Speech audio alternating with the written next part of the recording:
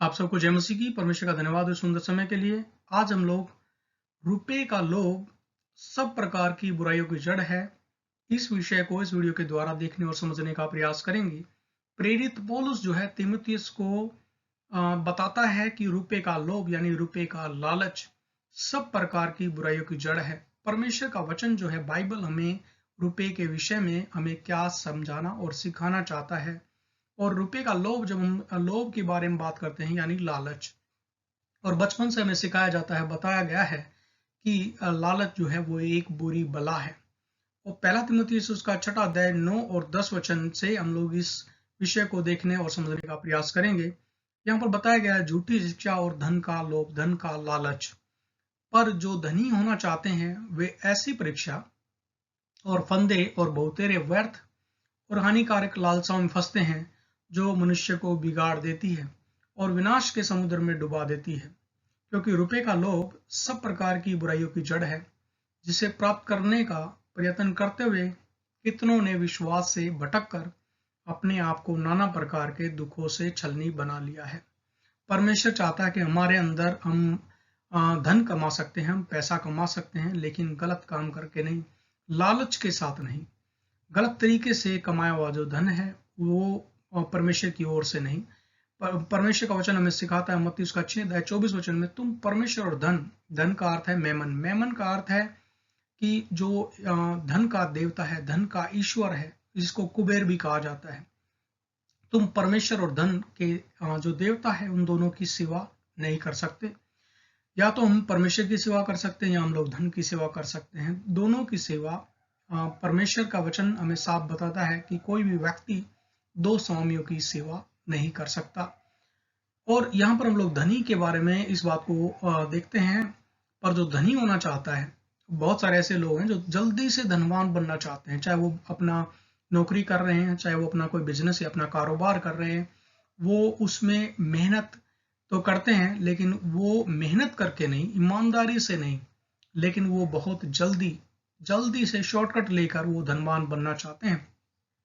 और ऐसे लोग जो हैं वो खुद फंदे में फंसते हैं, अपने परिवार को मुसीबत में फंसा देते हैं। बहुत सारे ऐसे लोग भी हैं जो सरकारी नौकरी हैं, सरकारी कर्मचारी हैं, लेकिन वो बैंक कर्मचारी हो सकते हैं, कोई और किसी भी सेक्टर के अंदर वो लोग सरकारी अधिकारी हो सकते हैं।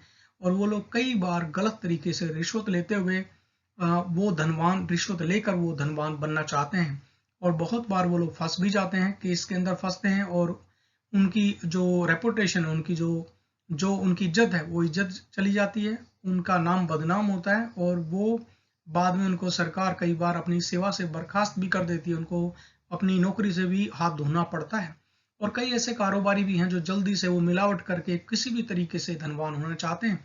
और काफ़ी सारे लोगों के बारे में आपने सुना होगा, बहुत सारे लोग हैं जो अलग अलग तरीके के केमिकल मिलाकर दूध बनाते हैं, मिलावट वाला दूध बनाते हैं और उसको बेचते हैं। उन लोगों को जल्दी से धनी होना है, उनको लोगों की सेहत से कोई लेना देना नहीं, लोगों के हेल्थ से उनको कोई लेना देना नहीं, बस उनको तो धनी होना है, गलत तरीके से धन कमाना है। बहुत सारे लोग हैं जो नाना प्रकार की मिलावट करके, चाहे वो दूध में मिलावट करके हो या किसी राशन की चीज़ों में मिलावट करके हो, या वो लोग, बहुत सारे ऐसे लोग भी हैं जो सब्जियों के अंदर भी इंजेक्शन लगाकर उनको, ताकि इंजेक्शन से वो सब्जियां जो है जल्दी से तैयार हो जाएं, और केमिकल डालकर भी उनको वो बेचते हैं ताकि उनको ज़्यादा मुनाफा मिले, ज़्यादा पैसा मिले। तो उनको, उनका जो ज़मीर है, उनका जो ईमान है वो मर चुका है। वो लोग लोगों की सेहत के साथ खिलवाड़ करते हैं और वो जल्दी से क्या होना चाहते हैं, जल्दी से धनी होना चाहते हैं। और इसकी वजह से वो खुद परीक्षा में और फंदे में फंसते हैं और औरों को भी क्या करते हैं, मुसीबत में। कई बार उनके परिवार का उसमें कुछ लेना देना नहीं होता, लेकिन अपने परिवार को भी उसमें वो फंसा देते हैं। तो परमेश्वर चाहता है हम लोग ईमानदारी से मेहनत करके पैसा कमाएं, धन कमाएं। बहुत सारे ऐसे लोग भी हैं जो कारोबार में अपने जो दूसरे उनके जो साथी हैं, जो पार्टनर्स हैं, उनको धोखाधड़ी करके, धोखा देकर भी वो लोग क्या करते हैं, उनके बिजनेस को हड़प जाते हैं। बहुत सारे ऐसे भी लोग हैं जो जमीन जायदाद के अंदर अपने परिवार के सगे संबंधियों के और रिश्तेदारों को जमीन के ऊपर कब्जा कर लेते हैं, और कब्जा करने के बाद वो क्या करते हैं, वो जल्दी से वो धनी बनना चाहते हैं, गलत तरीके से गलत तरीके से नीच कमाई से वो धनवान होना चाहते हैं।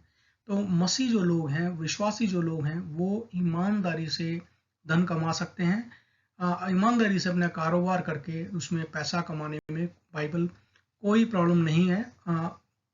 बाइबल उसके लिए कहीं पर भी मना नहीं करती। तो परमेश्वर चाहता है हम लोग ईमानदारी से परमेश्वर के पीछे चलें और मेहनत करके हम लोग धन को कमाएं। धन या पैसा कमाना बुरा नहीं है, लेकिन किस तरीके से, जो तरीका क्या है, किस तरीके से धन कमाया गया है, ईमानदारी से मेहनत करके आप पैसा या धन कमाएं, उसमें कोई दिक्कत नहीं है।